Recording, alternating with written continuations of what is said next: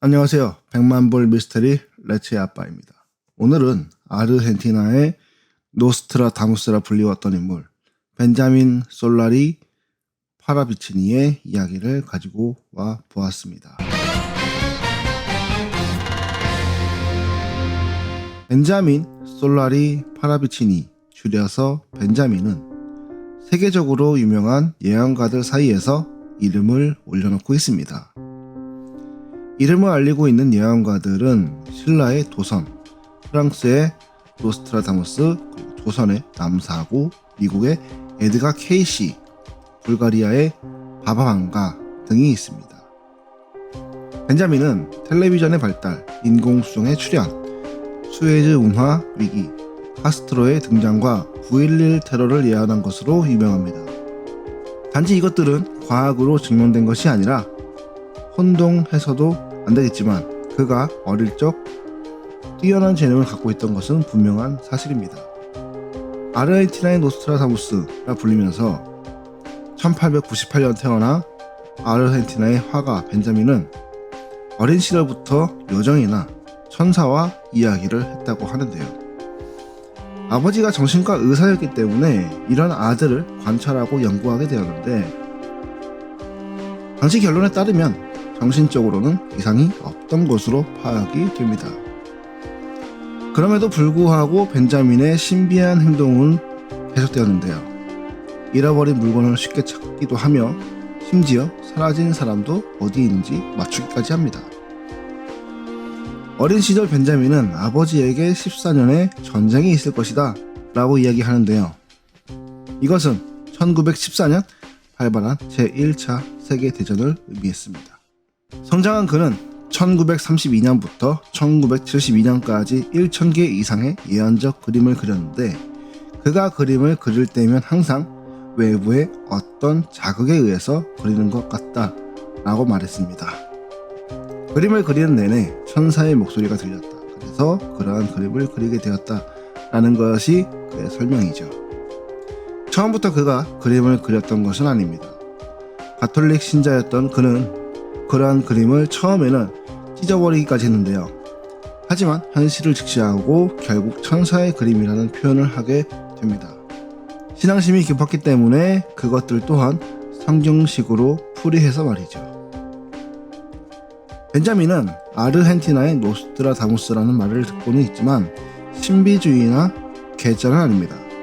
아르헨티나의 성공한 화가로서 무려 대통령상까지 수상하는 쾌거를 보이기까지 하고, 벨기에에서는 최우수상 등 국제 전시회에서 수상하기도 하며 은행의 이사직을 맡기도 하고 리세오 드 에스파냐의 교수직을 역임할 정도로 훌륭한 삶을 살아가고 있었죠. 또한 벤자민의 그림은 실제로 심령술계에서 많은 관심을 보이고 있는데요. 예를 들어서 자유의 예술상 스케치 2개를 보면 배경에 무너지는 건물들이 그려져 있고 메모도 적혀 있습니다. 북미의 자유는 빛을 잃을 것이다. 성화는 어제처럼 점화하지 않을 것이며 이 기념비는 2번 공격받을 것이다. 이것이 2001년 9월 11일에 발생한 테러에 대한 예언입니다. 실제로 뉴욕의 세계 무역센터 썬트리 빌딩은 2대 민간 비행기가 테러범에 의해 하이제킹되어 강제 충돌 당하는 사건이 발생한 건물입니다. 그의 예언을 조금 더 살펴보면 첫 번째 발사체는 깡통이 될 것이라고 하였는데, 이것은 최초의 포유류를 태운 러시아의 스푸트니크 2호를 말하는 것이죠. 로켓 내부에는 라이카라는 개가 타고 있었으며 우주에서 죽어갔습니다. 또한 그는 인간이 자신의 존재를 사라지게 만들 것이다 라는 예언을 하기도 했는데요. 존재를 파괴하는 방사선이 모든 것을 죽인다고도 하니 이것을 세계대전이라고 전문가들은 해석하기도 합니다. 벤자민의 예언 중에는 인공수정에 관련된 내용도 있습니다. 그는 생물학이 생명을 만드는 방법을 발견할 것이며 알 수 없는 방법으로 생명을 생산하기 시작할 것이다 라고 했습니다.